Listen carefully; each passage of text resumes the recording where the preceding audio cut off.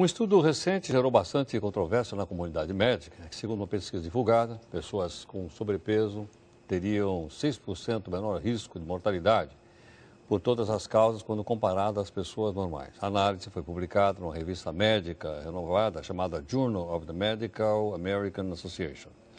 Bem, nós temos aqui nossa convidada para falar a respeito dos riscos conhecidos do sobrepeso. Eu converso agora com a doutora Cláudia Chang, que é doutoranda em endocrinologia pela USP e membro efetivo da Sociedade Brasileira de Endocrinologia e Metabologia. Doutora Cláudia, obrigado pela gentileza, pela participação aqui conosco. Eu agradeço o convite, Geraldo. Bom, o que tem de científico, então, nessa história que os gordinhos vivem mais ou vivem menos? O primeiro ponto é que realmente os dados têm que ser interpretados com muita cautela, né? A primeira análise a ser feita, Heródoto, é que realmente foi um estudo publicado numa revista muito renomada, que é a JAMA, que é muito respeitada no meio médico, e foi feito por um grupo do CDC, que é um grupo que analisa realmente esses dados. E o que foi visto? Foi avaliado mortalidade e índice de massa corporal. O que é o índice de massa corporal? É a relação que a gente faz com peso sobre a altura ao quadrado, né? E aí nós podemos classificar o indivíduo como normal, sobrepeso ou obeso. Eles avaliaram vários estudos, todos os estudos que já foram publicados com esses dados, por isso que foi uma revisão sistemática que nós chamamos. E após fazer vários critérios de inclusão e exclusão, eles analisaram quase 100 estudos. Desses 100 estudos foram quase 3 milhões de indivíduos que participariam indiretamente através dos outros estudos. E eles constataram o quê? Que apesar do índice de mortalidade aumentar conforme os graus de obesidade, nos indivíduos com sobrepeso, haveria 6% um risco menor de mortalidade quando comparado aos indivíduos com peso normal. Quer dizer, os mais pesados viveriam mais do que as pessoas menos? Né? Num primeiro momento. Iam fazendo um esforço danado justamente. Aqui. Então, assim, o primeiro ponto a ser ressaltado, Heródoto, é que foi analisado mortalidade por todas as causas. Então, não foi analisado mortalidade específica. Para te dar um exemplo, é diferente quando eu tenho um indivíduo que foi a óbito por um infarto agudo do miocárdio, um infarto do coração, por exemplo, do indivíduo que teve um trauma automobilístico. Então, a mortalidade, o índice foi por todas as causas, não foi especificamente o índice associado à obesidade, ao peso, que é a doença cardiovascular. Agora, os outros estudos dizem o quê? Dizem que as pessoas mais gordinhas, mais pesadinhas, vivem mais ou vivem menos? Isso, até, na verdade, assim, o que nós temos ainda e o que nós ainda seguimos é que a curva de mortalidade seria uma curva em J. Como assim uma curva em J? Haveria uma maior mortalidade nos indivíduos com baixo peso e isso ficaria normal e conforme o peso for aumentando, esse índice vai aumentando concomitantemente.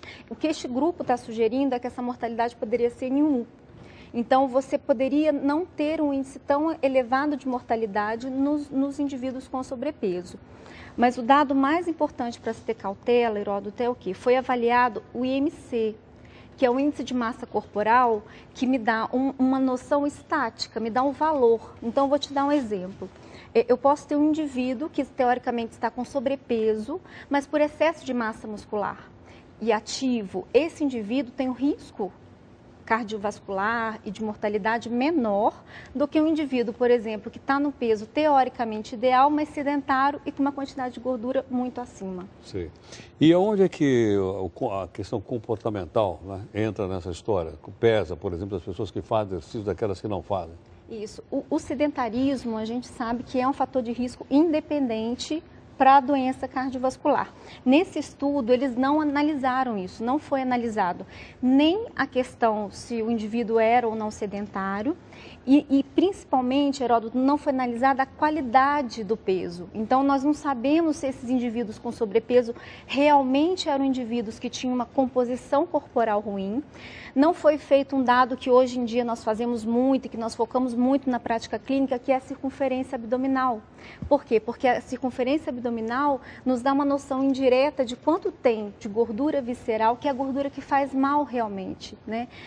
Um outro dado muito interessante, porque apesar de terem sido todo um estudo os estudos do mundo inteiro, 80% dos artigos que foram incluídos eram dos Estados Unidos, Canadá e Europa. Então, teve uma amostra que não foi uma amostra tão significativa dos países orientais. E nós sabemos que o oriental, o descendente oriental, tem um risco cardiovascular maior com pesos menores. Então, são vários dados que temos que ter cautela ao pegar esse resultado e colocar esse resultado já como, né, uma verdade. Tá certo. Doutora Cláudia, a gente continua a nossa conversa em 15 segundos aqui no nossa recepção. Só um instantinho, por favor.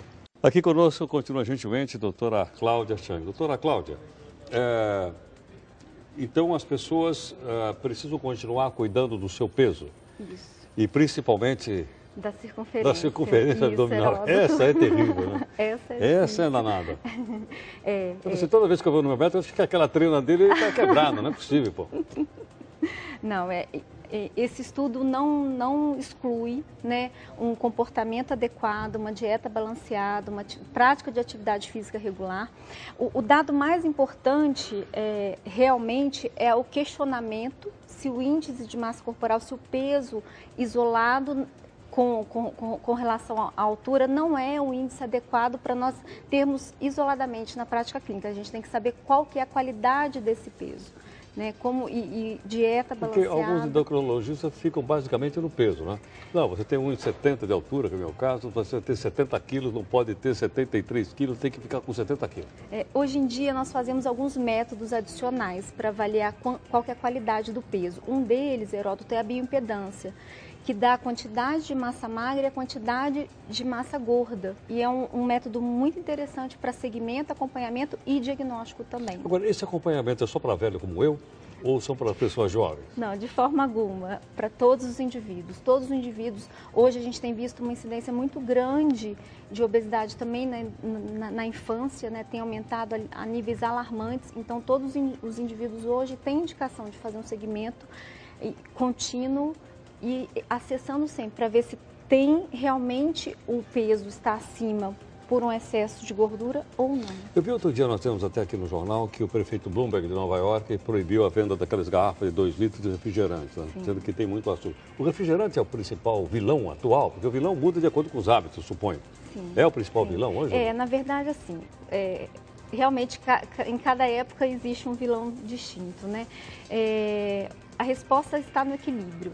Então, essas medidas que são feitas são medidas emergenciais para tentar conter... Nova York é quase metade da população, sim, é isso? Sim, nos Estados Unidos, o índice chega a quase 60% com sobrepeso e obesidade. Então, é um índice realmente muito alarmante.